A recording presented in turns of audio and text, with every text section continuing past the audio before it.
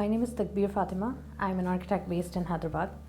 I've done my B.Arch from sq.ft in Secunderabad, and I did my master's from the Architectural Association Design Research Lab in London. I came back to Hyderabad because I wanted to do some work that was kind of socially relevant, and there are more opportunities to do this kind of work here. I started Design Aware with an aim to create awareness through livable, wearable, usable, and accessible design, because I believe good design should be accessible to all and not become a forte of a limited few.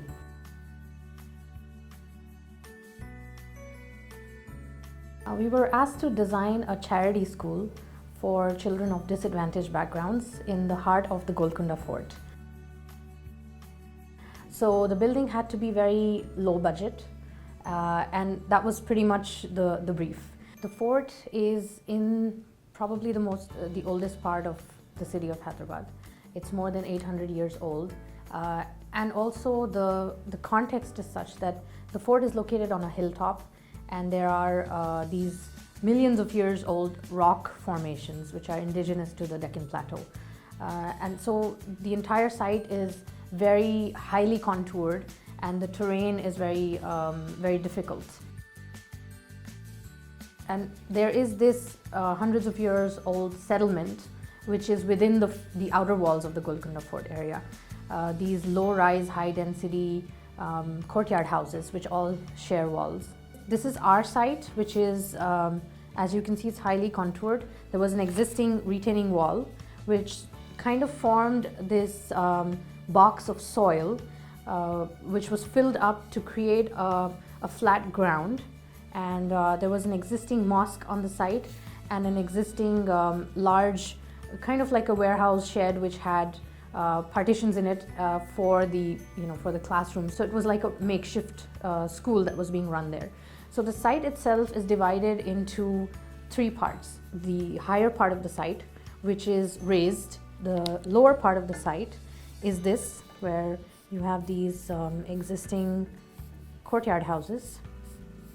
So you have kind of a row of these courtyard houses which are continuing this way, and they all pretty much share the same sort of proportions, and within them you have these built spaces which are and open spaces which are courtyards. One of the courtyard houses is part of our site. So that's like the lowest level. So if you call this 0 feet, then this would be at 20 feet. So if you have a main road here, you have this road that is running. So you have one access from here, and then this road sort of winds and it goes around and it goes behind, and you can access the school from there. And north is on this side. So the site is divided into three parts. One is this narrow access from the road, which is the courtyard house. And then you have this central part of the site, which is highly contoured, which kind of forms almost like a wall of rock that is dividing the two upper and lower parts of the site. So as you can see, it's very, very highly contoured, and all of this is not soil, it's all sheetrock, and it continues for kilometers all throughout the fort area. And this entire thing is almost like a cliff. So because we had this access to the street, which was the courtyard house, we wanted to continue this as a central corridor or a central circulation space, and also gathering space and a connection between all parts of the school. So the reason for creating this was also because our building needed to seamlessly connect all the levels to one another and kind of merge into the terrain that was existing. So our idea was to create the central zone, which would be flanked by classrooms on either end. So you would have two classrooms on either end. But once we started excavating, we just hit the sheetrock. So it's very different from other design processes, in which you do the design first and then you go onto the site and you execute that. But in our process, we had to sort of intersperse the design process along with construction. So we had to design as we were constructing on site, responding to the conditions on the site. So we had to, once we started constructing this part, we built one classroom on each side, and then we hit the rock. So there was rock here, and so we couldn't go further. So we had to eliminate 2 more classrooms which are supposed to be coming here, and the rock sort of entered the classroom. This is how the rock kind of, forms one face of one of the walls of the classroom, and then it continues this way and goes into the other classroom. So this is how the rock sort of forms a wall that ends this classroom. On top of that, we were able to stack one more layer where at this point we didn't have the rock, so we were able to go further, and we were able to have two rooms on either side.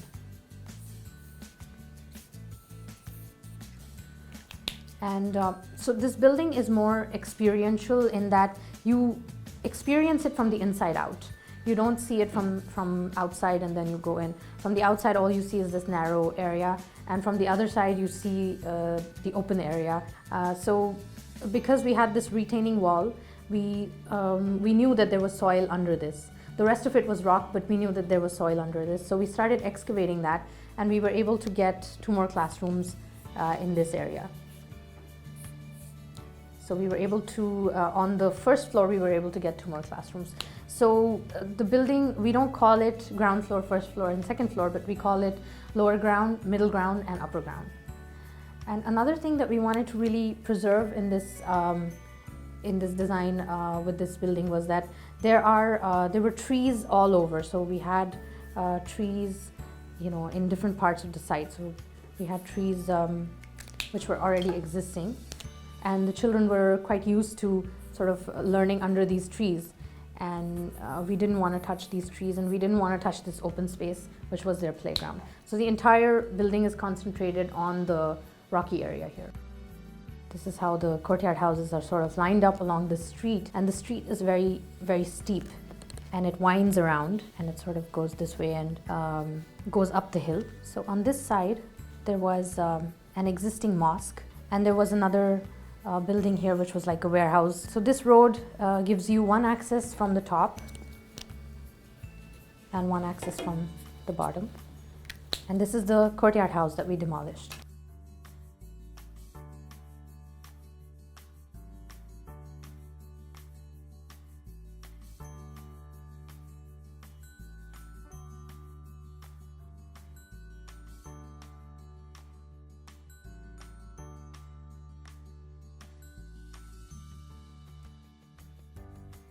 So these are the 3 parts of our site: the courtyard, the contoured area with the cliff, and the upper filled part with the existing school and the mosque. And this way is north. So when you stand up here, you can see the entire Golconda fort around you and the city below. This was a very narrow space. So we created this kind of square of 18 by 18. You would see this staircase that leads you till the first floor, which is the middle ground. So this is the staircase, and this space is actually a double height space that is formed here. Because you have shared walls on either side, you're sharing walls with the courtyard houses on either of the sides. We had to get ventilation in either from the street or from the top, and that's how we created this central cutout, which would bring in sunlight and fresh air from above. So we created this, as I mentioned before, the central corridor. So in either end we have these toilets, and our aim was to have classrooms on either side. But on this floor, which is the lower ground floor, we could only have classrooms on 2 classrooms. So we couldn't have 4 classrooms as we had decided, because suddenly we have rock coming into the site, into the school, into the classroom. So the rock forms part of the wall, one of the walls in this classroom, and also in this classroom. And then you have this, we wanted to retain a sort of green space.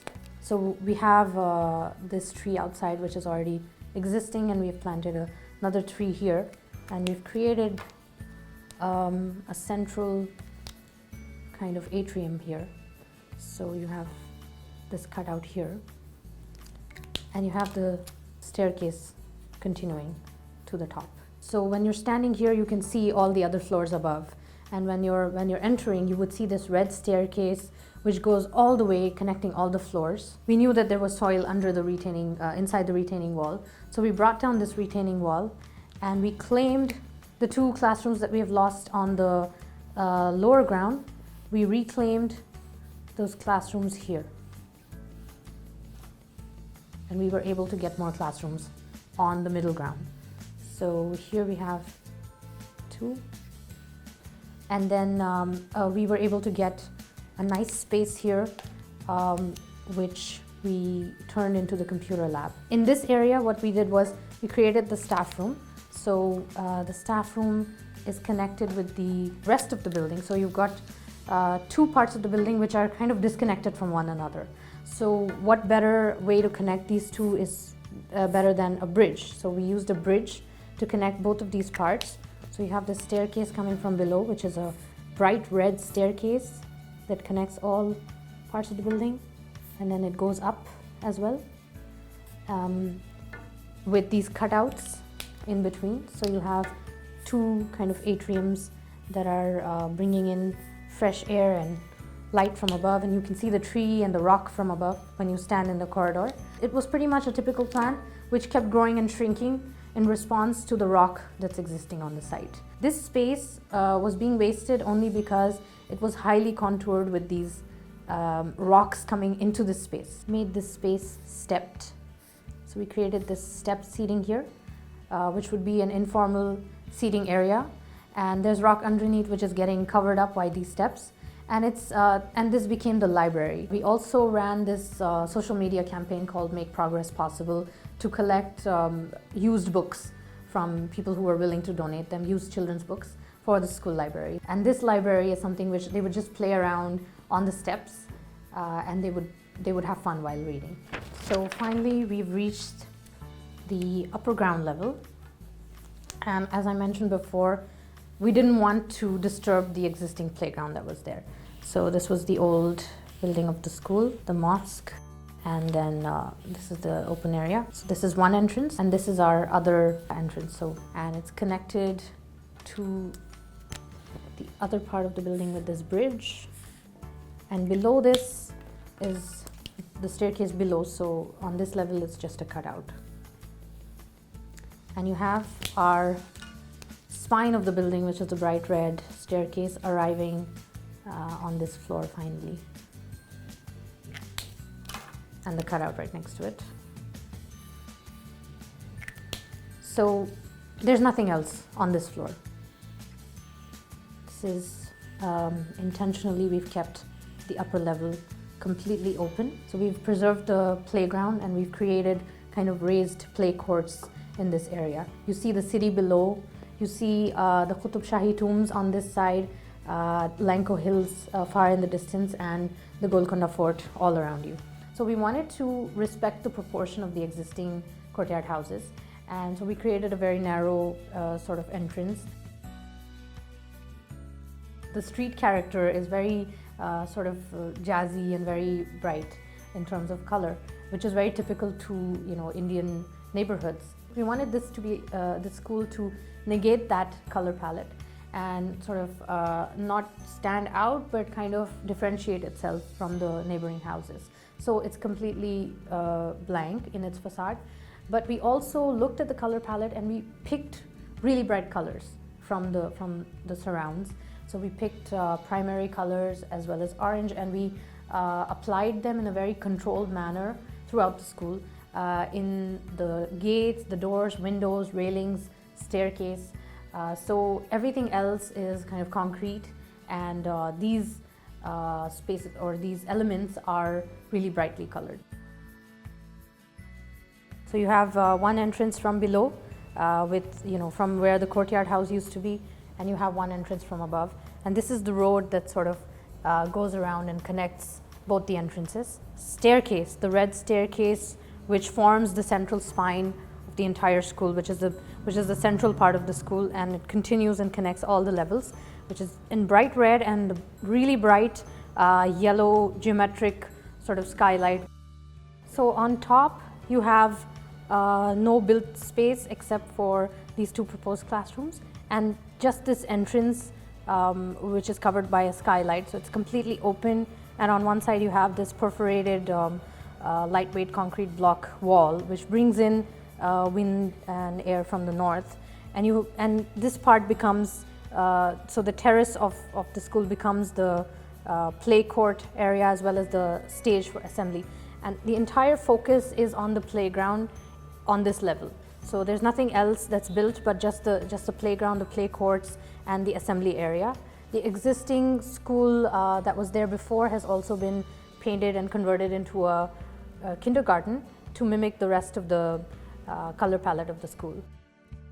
When you're entering from the bottom or you're entering from the top, there's two different ways of experiencing the school, and each time you'll have a surprise. So if you're entering from the bottom and you're traveling up, you go up and then you see this open space. So you enter from a narrow kind of built space. When you're entering from the top, as I said, there's nothing built. So you would just see a kind of roof, which is a skylight, and then you go down, and as you go down, the building kind of opens itself up to you. So you see more and more of built space below.